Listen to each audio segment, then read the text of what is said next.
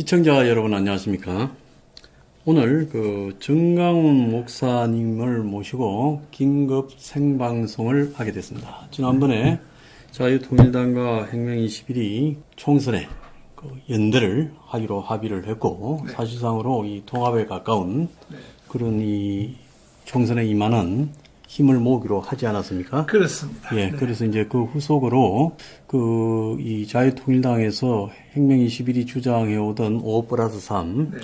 특히 원가주택, 그렇죠. 이런 부분들을 목사님이 수용하시기로 이제 했는데요. 자, 이제 이 총선이 다가오는데, 목사님, 야권은 네. 이재명이가 네. 비례도 준연동형 비례대표를 갖다가, 이렇게 끌고 가면서, 네. 하고 있고, 네. 또 지역구도 신상정 지역구나 네. 진보당 종부 주사파 전문주의 지역구를 네. 배려를 한다 하고 네. 이러지 않습니까? 그렇죠. 근데 이제 국민의힘은 오직 자신들만으로 지금 총선을 치르겠다 이렇게 지금 보이는데 이거 좀 네. 보면 문제가 있다고 보거든요. 문제는 한동훈이가 이재명을 못 따라가. 내가 보니까. 예, 역시 이재명은 정치를 많이 해봐가지고 벌써 아는 거예요. 한동훈 장관은 1년밖에 안 됐으니 이제 잘 모르는. 아마추어죠, 아직은. 아마추어야. 못 따라가니까 그때는 저쪽이 하는 대로 따라만 해도 돼요. 예를 들어서 이재명이가 우리는 통합으로 비례대표 정당을 만들겠다. 그러면 우리도 한다. 그럼 우리도 우리 통합으로 우파 정당한테 다 이것을 할애해서 위임하면 되는 거거든요.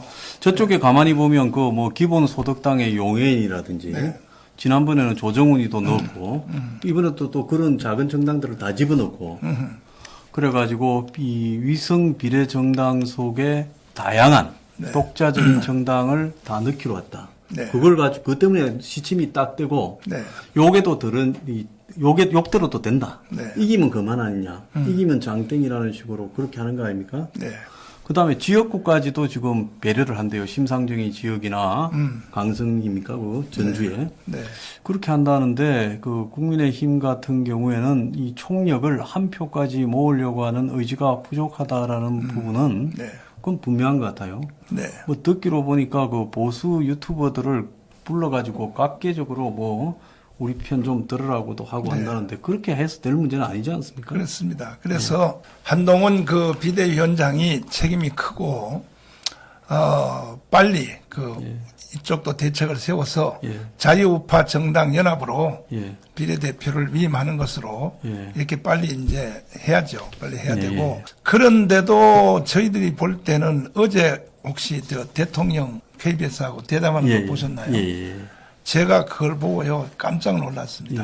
아니 검찰총장 하던 분이 불과 대통령 이제 1, 2년 하셨는데 내가 보니까요 이게 벌써 이 폭이 그래서 제가 생각하기를 결국은 이 대통령은 하늘이 내는구나 하는 것을 내가 이제 감동을 받았는데 이제는 이제 선거철이 됐으니까 한동훈만 잘하면 된단 말이에요. 한동훈만 잘하면 되고 그리고 어제 대통령 하시는 것 중에 조금 내가 좀 아쉬운 점이 뭐냐면 김건희 여사에 대해서 그 정도로 대통령이시니까 그렇게 할 수밖에 없지만 저는 더 공격적으로 북한의 공작을 우리 집사람이 막아낸 거다. 차라리 그렇게 했으면 훨씬 더 낫을 뻔했는데 좀 아쉬웠고 지금은 이제 선거철이니까 결국은 이제 다 정해졌어요.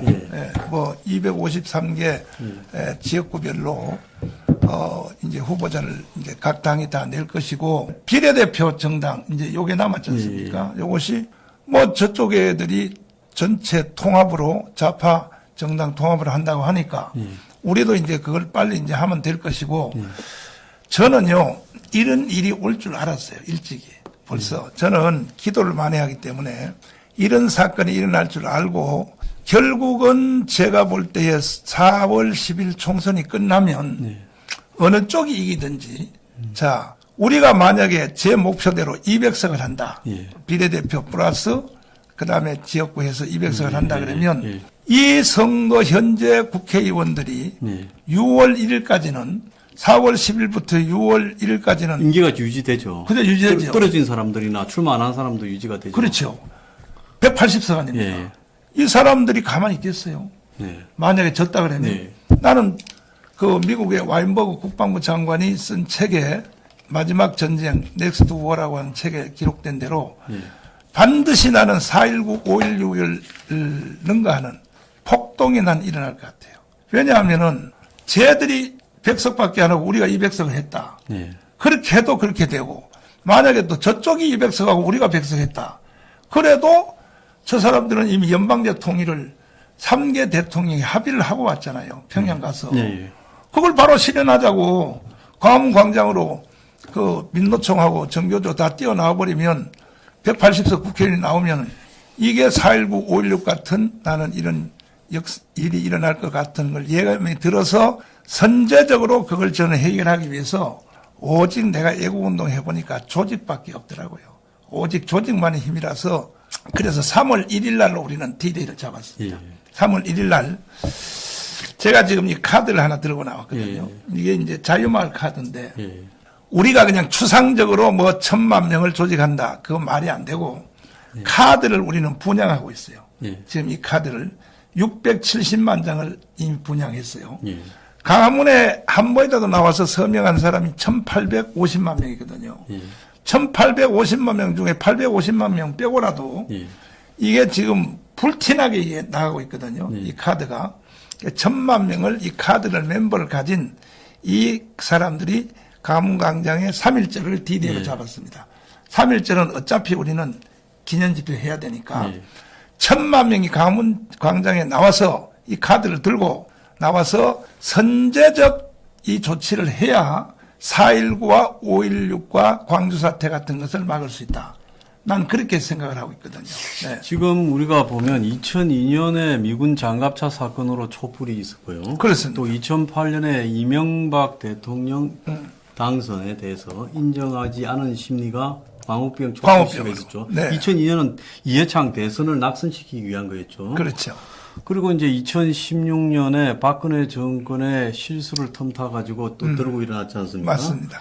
근데 지금 현재 저 사람들이 이 윤석열 정권의 정식 임기 5년을 기다리기보다는 결국 윤 정권의 일정한 이 하자나 내부 균열 또 분란 이런 것들이 일어나거나 안 그러면 국회에서 힘의 이 균형이 깨지는 사태가 나타나면 제가 봤을 때 거리에서 아마 흔들 거라고 보고 있습니다. 그렇습니다. 바로 기다리지 않을 거라고 봐요. 맞아요. 자, 그런 부분에 대해서 대비를 하고 있다라는 그런 그 목사님 말씀이 그 자유마을 뭐 중요하다고 보고 있고요. 또 한편으로 보면 그 우리가 박근혜 정권 때 교훈으로 보면 그렇게 강해 보이던 보수 정권이 거리 시가 일어나서 그 거리 시대가 50만 명, 100만 명 되고 나니까 심지어 당시에 박근혜 정권의 새누리당 여당 의원들까지 흔들리면서 62명인가가 이탈했지 않습니까? 맞습니다.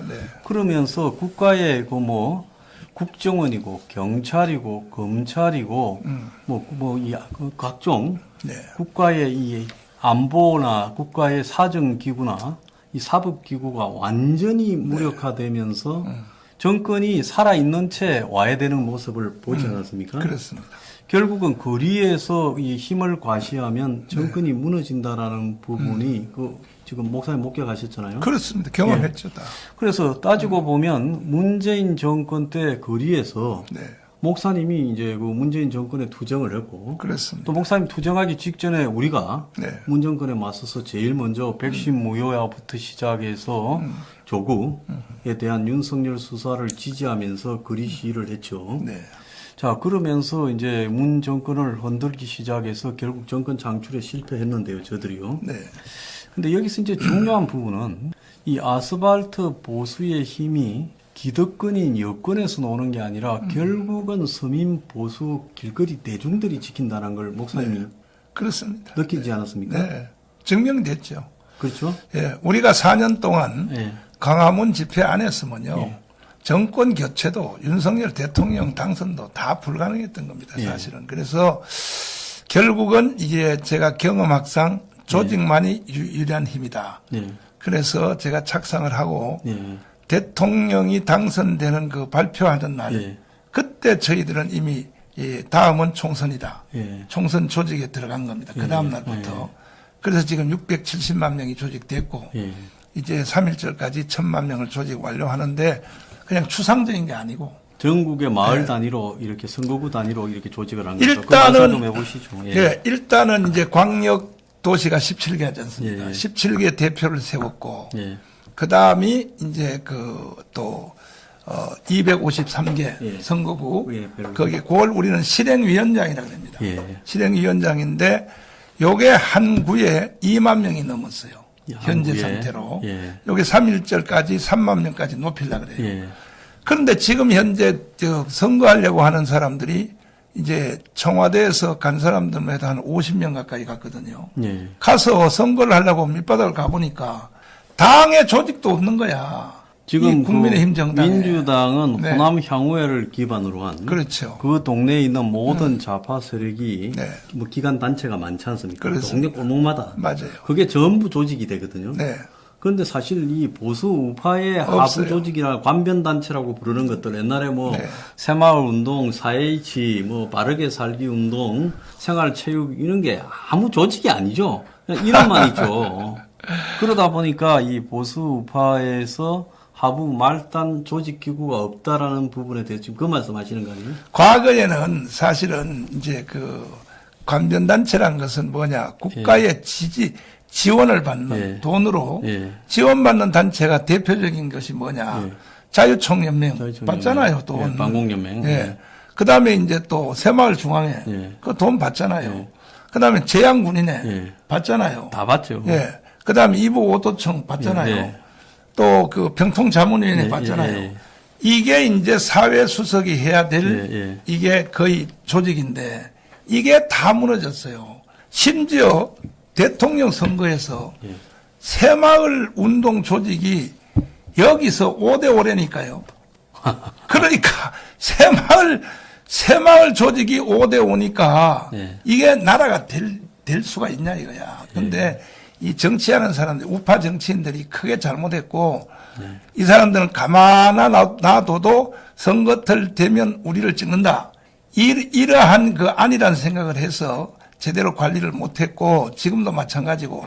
그러니까 선거하러 내려가 보니까, 아무것도 살아있는 조직은요, 내가 만든 자유마을 조직밖에 없는 거야. 이거 우리는 그냥 조직이 아니에요. 우리는 이 카드를 직접 분양하면서 한단 말이에요. 그러니까 우리가 253개별로 평균 약 2만 2천 명이 넘었습니다. 한 선거구에서. 3.1절까지 3만 명까지 조직을 해서 그러면 3만 명의 우리 조직은 선거를 찍는 조직이 아니에요. 찍을 뿐이 아니라 2주일 동안 선거운동 하지 않습니까? 2주간 동안. 선거운동에 나설 조직이 한 구에 2만 명씩 이런 날이 저는 이미 올 줄 알고 사전 제가 조직을 한 거죠. 2년 동안. 그렇게 촘촘하게 사전 몇 년간을 조직해서 그렇게 했는데 그렇다면 정상적인 그 정치 구조에서는 국민의힘이 그럼 전체 보수 연석회의를 하자.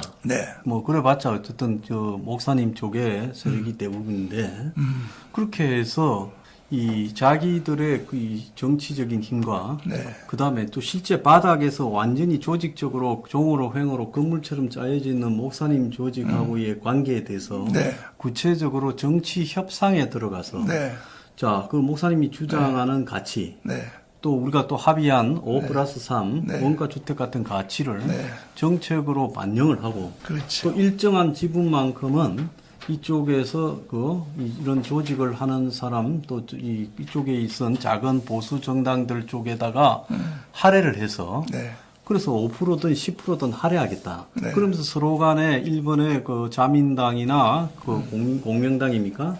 그렇게 보수 정당이 일본의 우호적인 관계로 수십 년 동안 연대해서 오고 있잖아요.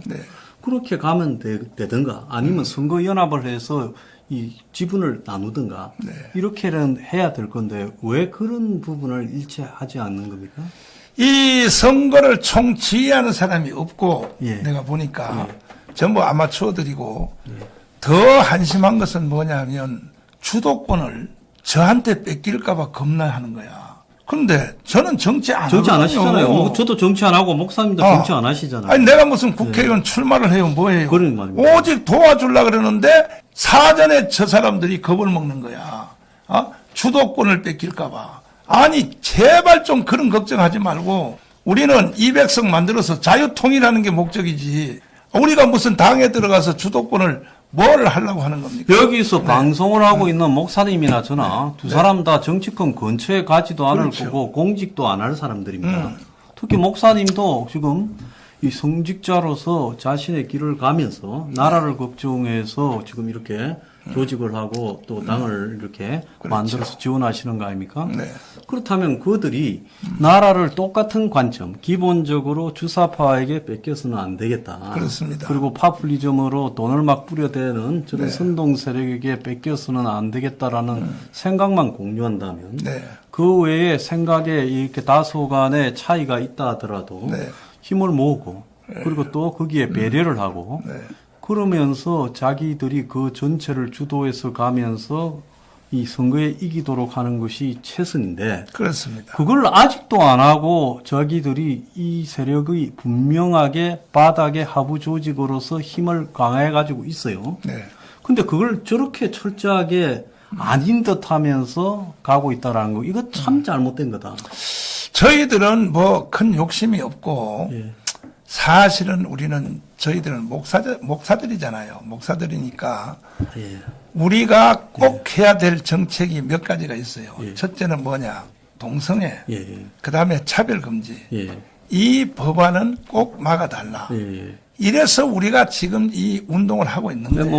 뭐 네. 종교적 관점이나 보수적 관점에서 그렇게 왜냐하면 할수 있죠. 예, 당연히요. 아니 동성애 예. 예를 들어서 어느 날 저 여자애가 예. 남자 애인을 데려왔는데 여자를 데려와서 결혼할 거야. 그러면 누가 부모가 좋아하겠습니까? 예. 그러면 동성애끼리 결혼하면 애는 어디서 나요? 누가 나요 도대체가? 멸종이죠. 그런데도 이 저 양 정당은 예. 동성애 이 법에 대해서 은근히 지지한단 말이에요. 그래서 저희들은 이걸 용납할 수 없다. 왜 인류의 멸망이다 이거 이 멸망. 예. 이런 거. 그다음에 또 하나는 뭐냐? 주사파. 예, 주사. 예를 들어서 독일이 만든 그 독일이 헌법 수호청이 있지 않습니까? 예. 독일은 지금도 히틀러에 나치, 대해서 예, 나치 나치. 히틀러를 예. 흉내를 내도 바로 현장 체포야. 예, 그 나치를 지지한다고 선언하면 정당을 해산시킵니다. 그렇죠. 예. 그와 같이 우리도 헌법 소청을 만들어서 예. 이번에 우리가 200석을 하면은 예. 만들어서 주사파를 찬양 고무 동조하는 사람은 현장 체포해야 돼요. 그리고 저는 옛날부터 생각한 부분이요. 네. 한때 주사파로서 열심히 북한을 추종하는 발언을 한 사람이 네. 단 한 번도 공개적으로 그 사실에 대해서 반성한다거나 커밍아웃, 그렇죠. 고백을 하지 않고 잘못을. 그렇습니다. 지금도 지금 민주당에 한 70여 명의 의원이 그냥 국회의원을 하고 있고 이번에 아마 더 들어갈 거예요. 네. 자, 이런 부분은 대한민국에서 기본 좌우도 좋고 다 좋은데 네. 기본적으로 지금 이 서로 죽이느냐 죽느냐고 대치하고 있는 북한의 친북 세력 주사파를 갖다가 추종했던 사람이 네. 대한민국의 국회에 들어가거나 대한민국의 대통령이 되거나 네. 대한민국의 장관이 되거나 공직에 들어가는 부분은 네. 절대로 없어야 되는 거 아닙니까? 네. 그것은요, 자유통일당에도 그게 분명하게 있고, 우리 그렇죠. 당에도 네. 공약에 그렇죠. 이 친북 세력은 근본적으로 이게 공직이나 선거 출마나 이런 것도 못하게 만들어야 된다. 그렇죠. 그렇게 지금 예. 주장하고 그러니까 그건 뭐 별거 아닌데 그런 것만 인정해주면 예. 우리가 다 도와주겠다는데. 예? 그리고 또 우리 그 소장님이 주장하시는 예, 원가족. 원가주택 있죠. 예. 이거요. 사실은 이거는 정말 이거는 기발한 거거든. 예. 그 아직도 모르시는 분이 시청자들이 많으니까 예. 오늘은 원가 주택고 한 예, 개만 예, 그렇게 좀 하죠. 구체적으로 한번 설명 한번 해보세요. 원가 자, 주택이 뭡니까? 제목. 우리가 원가 주택이라는 거는 최근에 그 아파트 분양가가 올랐다 하지만 분양가는 그 동네의 아파트 시세에 따라 갖고 분양가를 만듭니다. 그러니까 목사님 동네인 장위동에 네. 아파트 시세가 얼마냐 하면 평당 2,500이다 하면 그 동네 분양가가 2,500이 되는 거예요. 그렇구나. 그러니까 다 끼고야 맞추는 거예요. 네, 네. 그래서 제가 많은 전문가들하고 상의하고 심지어 정부의 공직에 있는 국토관리 뭐 이런 부분에 공직에 있는 분도 저한테 제보를 하기를 지금 현재 많이 올랐다 하더라도 평당 550만 원이면 아파트를 지을 수 있다는 거예요. 네. 자, 그렇다면 그럼 땅이 문제인데 땅은 어디로 왔느냐? 우리가 이제 대표적으로 하나 정한 게 어딘가 하면 저 근대 입구 이 화양초등학교라고 네. 그냥 초등학교입니다. 거기에 1,700평의 땅이 있어요. 네. 그러면 거기에 아파트를 올리면 그 땅은 400억입니다. 그러면 그 땅값 400억에 평당 550 하면 네. 25평짜리 방 3개 들어가는 아파트를 최소한 500채를 지을 수 있어요. 네. 500채를요. 그러면 그런 식으로 곳곳에 네. 구청의 각종 이 공간들, 그 다음에 또 복지센터 공간들, 뭐 파출소 지구대 공간들, 정부의 뭐 서울시 산하 뭐 각종 사업소 공단 이 자리들, 네. 빈 자리들이 엄청나게 많습니다. 그렇구나. 짜투리에. 네. 그런 데마다 원가로 아파트를 지어서 정부가 무이자로 네.